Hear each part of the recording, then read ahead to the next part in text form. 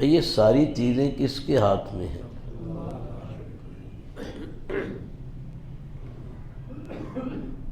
پانی نہیں پیاس بجھاتا، پیاس کون بجھاتا ہے؟ اللہ۔ کھانا بھوک نہیں مٹاتا، اللہ مٹاتے ہیں۔ اگر پانی کے اندر از خود پیاس کے بجھانے کی صلاحیت ہوتی اللہ کے حکم کے بغیر، تو استسقاء کی بیماری والا دوبارہ پانی نہ مانگتا۔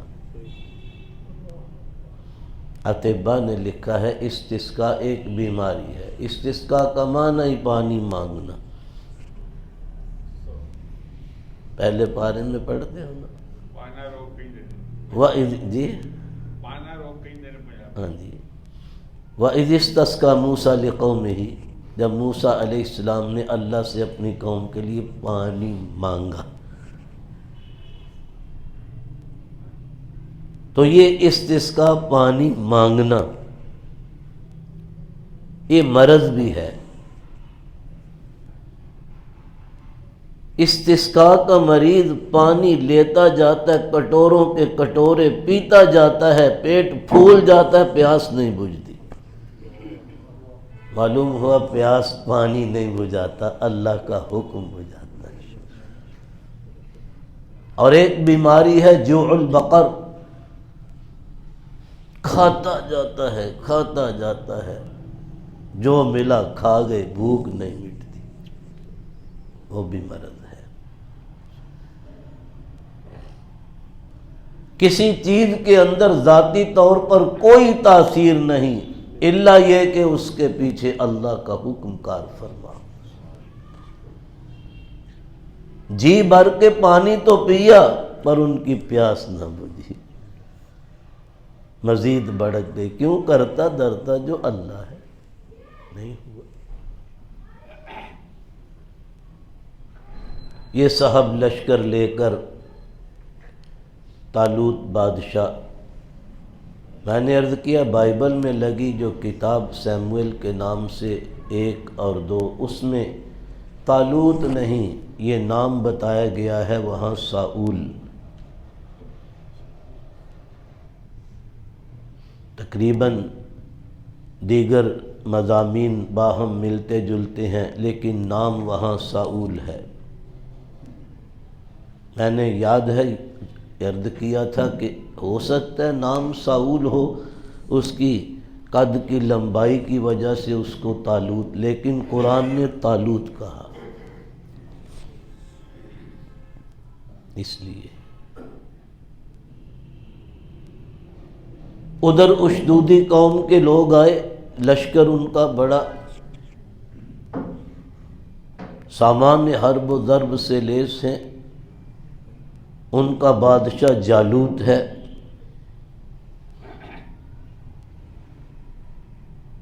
اور اس زمانے میں یوں ہوتا تھا، بلکہ بہت بعد تک حضور انور صلی اللہ علیہ وسلم اور آپ کے بعد کے بہت سے ازمنہ تلک یہی رہا کہ جب دونوں لشکر باہم میدان میں ایک دوسرے کے مقابل پر آتے تو کسی ایک جانب سے کوئی جنگجو نکلتا اور مبارزت کرتا، اسے کہتے ہیں باروز طلبی، کیڑا ہے آؤ میرے مقابلے میں، للکارتا۔ تو دوسری جانب سے بھی اگر کوئی اس کے مقابلے پر آتا تو پہلے ان دونوں کے درمیان شمشیر زنی ہوتی۔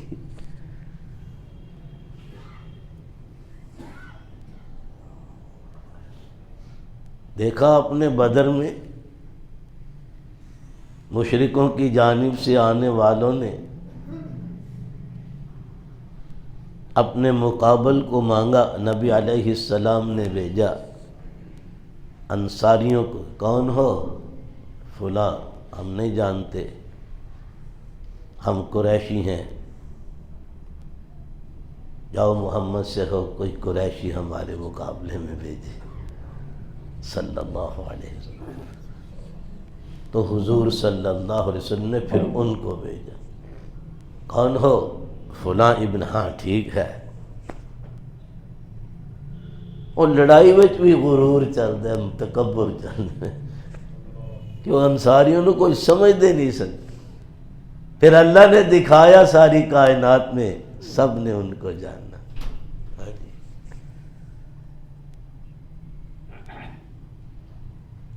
کتنے شہداء ہیں بدر میں؟ جی 70 نہیں، آپ بھول جاتے ہیں۔ میں نے عرض کیا تھا 14۔ انصاری کتنے ہیں؟ مہاجر کتنے ہیں؟ انصار کے 8، مہاجرین کے 6۔ وہ 70 احد کے ہیں، اگلے سال کی جنگ میں، سن 3 ہجری کی۔ بدر 2 ہجری میں ہے، اس میں 14 شہداء۔ پھر رب العالمین نے انصار کے مناقب خود قرآن پاک میں گنے ہیں۔ والذین آووا ونصروا، یہ وہ ہیں جنہوں نے آنے والے مہاجرین بھائیوں کے لیے دیدہ و دلچشم راہ کر دیے، فرش راہ کر دیے، اور ان کو ٹھکانہ بھی دیا، اور ان کو مدد کر کے اپنا بھائی بھی بنایا، اور ان کو اپنے کاروبار میں بھی شریک کیا، مفت میں پارٹنر بنایا۔ دکان والا ہے، کوئی کھیت والا ہے، کوئی باغ والا ہے، اپنے کاروبار میں حصہ دی۔ وہ تو لٹے پیٹے آئے ہیں وہاں سے۔ تو جالوت بادشاہ نکلا، کہتا ہو کون ہے جو مجھ سے لڑے؟ وہ کمبخت سر سے پیروں تک لوہے میں غرق تھا، خود جس کو عربک میں مغفر بھی کہتے ہیں، لوہے کی ٹوپی، زرہ بختر، لوہے کی جیکٹ، پھر بازو بند، ایسے ہے کہ جسم کے اکثر حصے انہوں نے لوہے سے ڈھانپے ہوتے ہیں تاکہ کوئی وار آئے تو جسم اس سے متاثر نہ ہو۔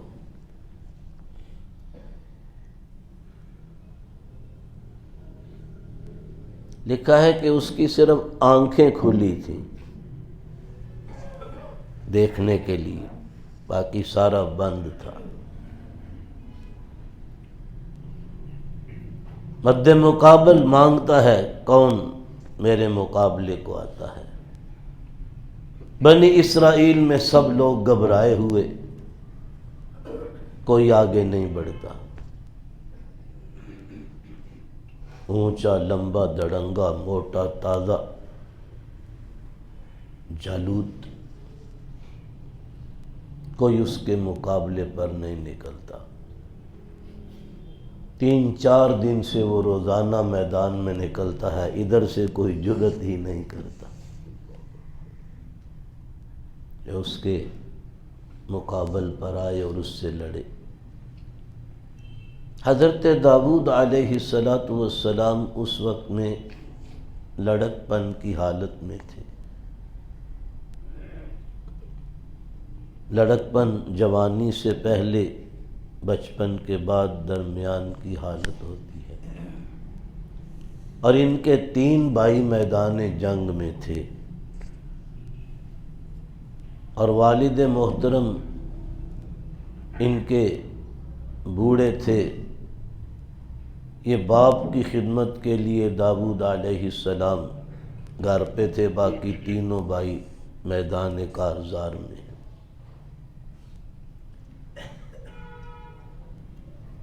باپ نے بھیجا کہ جاؤ بھائی 3-4 دن گزر گئے، دیکھ کے آؤ، بھائیوں کا پتہ لو، جنگ کا حال سناؤ، آ کر مجھے کیا بنا، کیا ہوا۔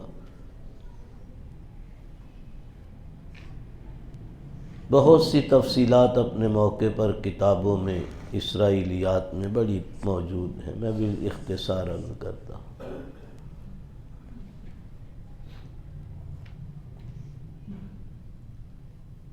یہ چونکہ جانور چراتے تھے،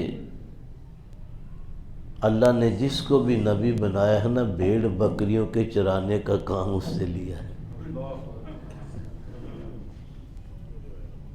حضور صلی اللہ علیہ وسلم کا فرمانے والا شان ہے وَمَا مِن نَبِيٍّ بَعَثَهُ اللَّهُ إِلَّا رَأَى غَنَمًا، اللہ نے کوئی نبی ایسا نہیں بھیجا جس نے بھیڑ بکریاں نہ چرائی ہوں۔ قالوا وَأَنْتَ یا رسول اللہ، عرض کہ یا رسول اللہ آپ نے بھی قال نعم وعلی قراريط لأہل مکہ، ہاں بھائی مکے والوں کی چند دمڑیوں کے بدلے میں بھی ان کے جانور چراتا تھا، چند دمڑیوں کے عوض میں لے جانا، صبح کو اس کے اتنے، اس کی بکریاں اتنی، اس کی اتنی، ریوڑ بنا کر جنگل میں لے جانا، چرتے چگتے رہنا سارا دن جانوروں کا، شام کو لا کر جس جس کی جو بکریاں ہوتی اس کے حوالے، اور کچھ دنوں کے بعد ویکلی یا منتھلی کچھ معاوضہ ملتا تھا۔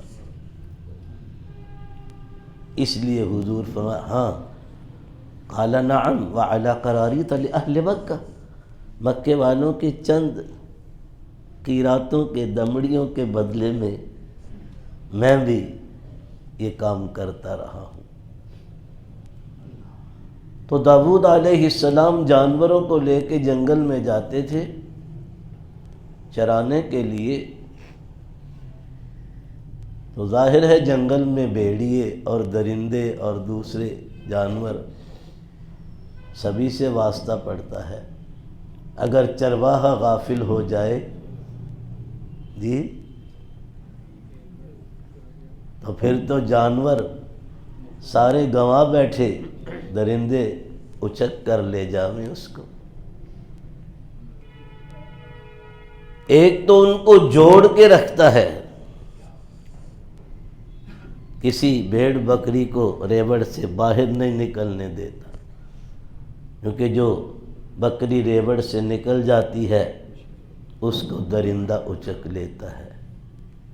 نبی علیہ السلام نے اسی مثال سے سمجھا یأکل الذئب القاسیہ، اکیلی بکری کو، اکیلی بھیڑ کو درندہ اچک لیتا ہے۔ اور سنو، انسانوں کا بھیڑیا شیطان ہے، اس لیے فرمایا جماعت کو لازم رکھو۔ یہ بھی فرمایا ید اللہ علی الجماعہ، جماعت کے اوپر اللہ کا ہاتھ ہوتا ہے، یعنی اللہ کے زیر سایہ ہوتی ہے۔ من شد شد فی النار، جو جماعت سے ہٹتا ہے سیدھا جہنم میں جائے گا۔ اس لیے جماعت کو لازم پکڑو۔